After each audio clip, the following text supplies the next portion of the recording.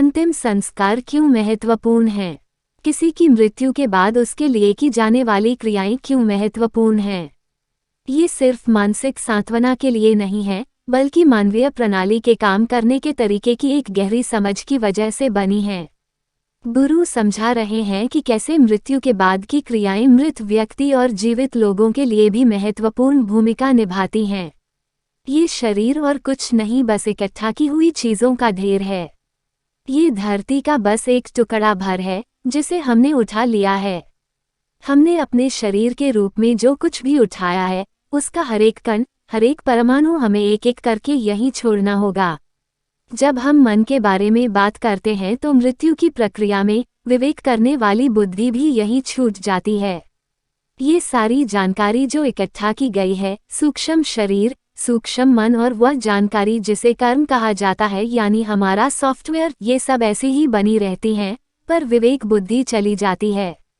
अगर आप अस्तित्व की सुखद अवस्था में जाते हैं तो हम इसे स्वर्ग कहते हैं। अगर आप अस्तित्व की दुखद अवस्था में जाते हैं तो हम इसे नर्क कहते हैं। ये दोनों कोई भौगोलिक स्थान नहीं है, बल्कि अनुभव के स्तर की वास्तविकताएं हैं। मान लीजिए कि आज आप कहीं पढ़ते हैं कि शेयर बाजार में मंदी है और आप सोचते हैं कि आपका बहुत नुकसान हो गया है। फिर भी अगर आपके पास पर्याप्त विवेक बुद्धि और समझ हो तो आप सोचेंगे, ठीक है, मेरा इतना चला गया है, पर अभी भी मेरे पास इतना तो है। आज मुझे खुश रहना चाहिए। तो आप अपने आप को किसी और चीज में व्यस्त कर लेते हैं और खुश रहते हैं। अगर आपकी यह विवेक बुद्धि चली जाए तो आप मजबूरी में अवसाद या डिप्रेशन की स्थिति में आ जाएंगे। फिर जिस भी प्रकार की आपकी गुणवत्ता है, उसके रुझानों के हिसाब से ही आप व्यवहार करेंगे। जब कोई अपना शरीर छोड़ता है तो उसकी विवेक बुद्धि चली जाती है। उसके बाद आप सिर्फ अपने उन रुझानों के हिसाब से काम करते हैं जिस हिसाब से आपका सूक्ष्म शरीर और सूक्ष्म मन आपको चलाते हैं, और ये उस सॉफ्टवेयर पर निर्भर करता है जो आपके अंदर मौजूद है। चूंकि अब न तो विवेक बुद्धि रहती है, न ही कोई तमीज व्यावहारिक ज्ञान, तो जिसका शरीर छूट गया है उसके मन में अगर आप सुखद अवस्था की एक बूंद भी डाल दे तो ये सुखद अवस्था लाखों गुना बढ़ जाती है। ऐसे ही अगर आप उसके मन में दुखद अवस्था की एक बूंद भी डालते हैं तो दुखद अवस्था भी लाखों गुना बढ़ जाती है। ये थोड़ा सा वैसा ही है जैसा छोटे बच्चों के साथ होता है। वे खेलने निकल जाते हैं तो जब तक इतने थककर चूर नहीं हो जाते कि आगे खेल ही ना पाएं, तब तक खेलते रहते हैं, क्योंकि ये व्यावहारिक ज्ञान उनमें नहीं होता कि कब रुकना चाहिए। मृत्यु के बाद व्यावहारिक ज्ञान पूरी तरह से गायब हो जाता है, एक बच्चे जितना भी नहीं रहता। तो तब आप मन में जो भी गुण डालते हैं वो लाखों गुना बढ़ जाता है। इसी अवस्था को स्वर्ग और नर्क कहा जाता है। अगर आप अस्तित्व की सुखद अवस्था में जाते हैं तो हम इसे स्वर्ग कहते हैं। अगर आप अस्तित्व की दुखद अवस्था में जाते हैं तो हम इसे नर्क कहते हैं। ये दोनों कोई भौगोलिक स्थान नहीं है, बल्कि अनुभव के स्तर की वास्तविकताएं हैं जिनमें से होकर वह जीव गुजर रहा है जिसने अभी ही अपना शरीर छोड़ा है। ऐसी बहुत सी क्रियाएं हैं जिनसे आप किसी तरह से उस बिना व्यावहारिक ज्ञान वाले मन में सुखद अवस्था की मधुरता की एक बूंद डाल दें जो लाखों गुना बढ़ जाए और वो जीव सूक्ष्म शरीर खुद के बनाए हुए स्वर्ग में रह सके। मृत्यु के बाद की क्रियाओं के पीछे का मूल विचार यही है। मृत व्यक्ति का ध्यान रखना। ऐसी भी क्रियाएं होती हैं जिनसे मृत व्यक्ति की अगली यात्रा पर कम से कम कुछ असर डाला जा सके। इसी आधार पर सारी मृत्यु क्रियाएं बनी हैं। जब कोई मर जाता है तो पहला काम जो पारंपरिक रूप से लोग करते हैं वह है मृत शरीर के दोनों पैरों के अंगूठों को एक साथ बांध देना। ये बहुत महत्वपूर्ण है, क्योंकि इससे मूलाधार को कुछ इस तरह से सख्त कर दिया जाता है कि उस जीवन को वहां से शरीर के अंदर फिर से प्रवेश न मिले। जो जीवन इस जागरूकता के साथ नहीं जिया है कि मैं ये शरीर नहीं हूँ, वो जीवन शरीर के किसी भी खुले भाग में से होकर फिर से शरीर के अंदर जाने की कोशिश करेगा, खास तौर पर मूलाधार से होकर। मूलाधार वह जगह है जहां जीवन शुरू होता है, और शरीर जब ठंडा पड़ना शुरू करता है तब यही शरीर का आखिरी गर्म भाग होता है। तो जीवन इस जागरूकता के साथ नहीं जिया है कि मैं ये शरीर नहीं हूँ, वो जीवन फिर से शरीर के अंदर जाने की कोशिश करेगा, खास तौर पर मूलाधार से होकर। पारंपरिक रूप से हमने हमेशा ऐसा कहा कि किसी के मरने पर उसके शरीर को एक खास समय में जला देना चाहिए। इसका कारण यह है कि जीवन शरीर में वापस आने की कोशिश करता है। शरीर को जलाना मृत व्यक्ति के बाद जीवित रहने वालों के लिए भी महत्वपूर्ण है। अगर आपके किसी एकदम प्रिय व्यक्ति की मौत हो जाए तो आपका मन उपद्रव करना शुरू कर देता है, ये सोचते हुए कि शायद कोई चमत्कार हो जाए और भगवान उसे वापस ले आए। ऐसा कभी किसी के साथ हुआ नहीं है, पर फिर भी मन तो अपने खेल खेलता है क्योंकि उस व्यक्ति के लिए आपकी अपनी भावनाएं हैं। इसी तरह से जिस जीवन ने अपना शरीर छोड़ दिया है उसे भी लगता है कि वो शरीर में वापस आ सकता है। शरीर को जलाने का विज्ञान। अगर आप इस नाटक को रोकना चाहते हैं तो 1.5 घंटे के अंदर ही मृत शरीर को जला देना चाहिए।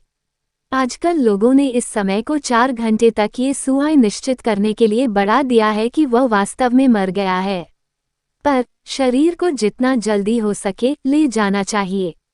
किसानों के बहुत से समाजों में मृत शरीर को दफनाने की परंपरा है क्योंकि वे ऐसा मानते थे कि उनके पूर्वजों के शरीर जिस मिट्टी में से आए थे उन्हें उसी मिट्टी में वापस जाना चाहिए जिसने उनका पोषण किया था।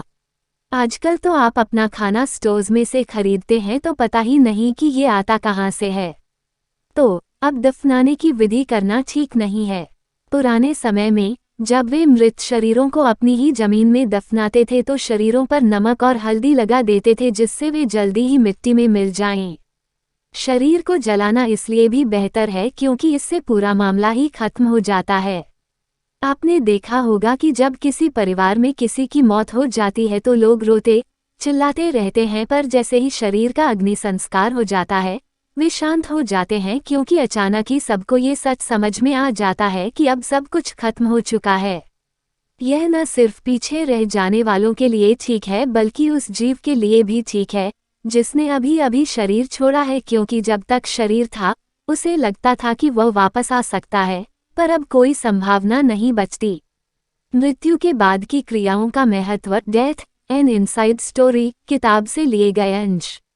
मृत्यु के बाद की क्रियाएं सिर्फ मृत व्यक्ति को उसके आगे की यात्रा में मदद देने के लिए ही नहीं है, बल्कि ये पीछे छूट गए लोगों के लिए भी हैं, क्योंकि वह अगर अपने पीछे बहुत से अशांत दुखी जीवों को छोड़ गया हो तो उनका जीवन भी अच्छा नहीं रहेगा। ऐसा नहीं है कि उन्हें भूत आकर पकड़ेंगे, पर इसका असर वातावरण पर पड़ता है। जो रह गए हैं उन पर ये मानसिक ढंग से असर डालेगा। आसपास के क्षेत्र में जीवन की क्वालिटी पर भी इसका असर होगा। यही वजह है कि दुनिया की सभी संस्कृतियों में मृत व्यक्तियों के लिए अपनी अपनी खास ढंग की क्रियाएं हैं। सामान्य रूप से ये पीछे रह गए नज़दीकी प्रिय व्यक्तियों के कुछ खास मानसिक मामलों को ठीक करने के लिए हैं। किसी न किसी ढंग से इनमें कुछ सार्थकता भी है और कुछ विज्ञान भी, पर शायद दूसरी किसी संस्कृति में इतनी विस्तृत क्रियाएं नहीं है जितनी भारतीय संस्कृति में हैं। जितनी समझ और गहराई से भारतीय संस्कृति ने मृत्यु पर ध्यान दिया है उतना किसी और संस्कृति ने नहीं दिया है। जैसे ही मृत्यु होती है वहीं से लेकर बल्कि उससे पहले से भी ऐसी पूरी प्रणालियां हैं जिनसे कोई व्यक्ति सबसे ज्यादा फायदेमंद तरीके से संसार छोड़ सके। हर संभव दृष्टिकोण से जीवन को देखने के बाद भारतीय संस्कृति में यह कोशिश की गई है कि मुक्ति के लिए हर संभव चीज की जाए। अगर मृत्यु होने ही वाली है तो वे उसका उपयोग भी किसी तरह से मुक्ति के लिए करना चाहते हैं। तो उन्होंने मर रहे व्यक्ति और मरे हुए व्यक्ति दोनों के लिए शक्तिशाली क्रियाएं बनाई हैं। अब तो ये क्रियाएं और ज़्यादा महत्वपूर्ण हो गई हैं क्योंकि धरती पर लगभग हर व्यक्ति बिना जागरूकता के जीवन की यांत्रिक व्यवस्था के बारे में बिना किसी समझ के मरने लगा है। पुराने दिनों में ज़्यादातर लोग संक्रमण और रोगों से मरते थे, तो उनके लिए शरीर से परे का विज्ञान बनाया गया। जब वे शरीर में थे तो शायद घर के लोगों को पता ही नहीं चलता था कि उन्हें बीमारी क्या थी, या उन्हें सही इलाज ही नहीं मिलता था, या वे किसी और कारण से मर जाते थे। तो कम से कम मरने के बाद लोग उन्हें इस तरह से मदद करना चाहते थे जिससे वे ज़्यादा देर तक इधर उधर न भटके और जल्दी ही उनका विलय या विसर्जन हो जाए। इसी तरह से अंतिम संस्कार के पीछे का सारा विज्ञान विकसित हुआ। दुर्भाग्य से अब तो ये सब अर्थहीन क्रियाएं बनकर रह गया है, क्योंकि लोगों के पास जरूरी समझ या काबिलियत ही नहीं है। शरीर छोड़ चुके जीव जो पहला काम करते हैं वो है किसी किशोर उम्र के लड़के लड़की की तरफ जाना, क्योंकि वे सबसे ज्यादा असुरक्षित और आसान जीवन होते हैं। अगर हम मृत लोगों पर ठीक से ध्यान नहीं देते तो उस समाज के किशोरावस्था के बच्चों को बहुत परेशानी होती है। शरीर छोड़ चुके जीव जो पहला काम करते हैं वो है किसी किशोर उम्र के लड़के लड़की की तरफ जाना, क्योंकि वे सबसे ज्यादा असुरक्षित और आसान जीवन होते हैं। किशोरावस्था को आप पिघलती धातुओं जैसी अवस्था का मानवीय रूप कह सकते हैं। जब सिर्फ शारीरिक रूप से ही नहीं बल्कि हर तरह से जब विकास और बदलाव तेजी से हो रहे होते हैं, तो ऐसी अवस्था में जीवन बहुत जल्दी किसी भी तरह के असर में आ जाता है। अगर उनके आसपास कोई सकारात्मक या नकारात्मक ऊर्जा हो तो उसे किशोर उम्र के बच्चे सबसे जल्दी सोख लेते हैं। किशोर उम्र में लड़कों की तुलना में लड़कियां और ज्यादा आसानी से इस तरह की बातों की चपेट में आ जाती है। पर किशोरावस्था के पहले के बच्चे, खास तौर पर 8-10 साल तक की उम्र के बच्चे सामान्य रूप से इस तरह के प्रभावों में नहीं आते, उन पर ये असर नहीं करता। प्रकृति उनकी इस तरह से सुरक्षा करती है तो आपको उन्हें ज्यादा सुरक्षा देने की जरूरत नहीं है। ज्यादातर 10 से 20 साल तक की उम्र के बच्चों पर ऐसी बातों का असर होता है। मैं जब असर होने की बात कर रहा हूँ तो ये उनके हार्मोनल बदलाव या शराब नशीले पदार्थों के संदर्भ में नहीं है। ऐसा भी हो तो सकता है, पर यहाँ बात कुछ दूसरी तरह के असर के बारे में है जिनकी चपेट में ये बच्चे आ सकते हैं। आजकल आप देख सकते हैं कि किशोरावस्था में बच्चों को कितनी तकलीफों, समस्याओं का सामना करना पड़ता है। पुरानी पीढ़ियों में किशोरावस्था की इतनी समस्याएं नहीं थीं। इसका एक कारण ये भी है कि हम मृत लोगों का सही ढंग से ध्यान नहीं रख पा रहे हैं।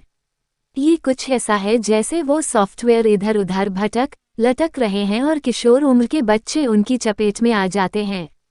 इसलिए या तो जागरूकता पूर्वक जानने से या फिर अपनी समझ से सभी संस्कृतियों में लोग अपने किशोर उम्र के बच्चों के लिए एक सुरक्षात्मक वातावरण बनाते हैं।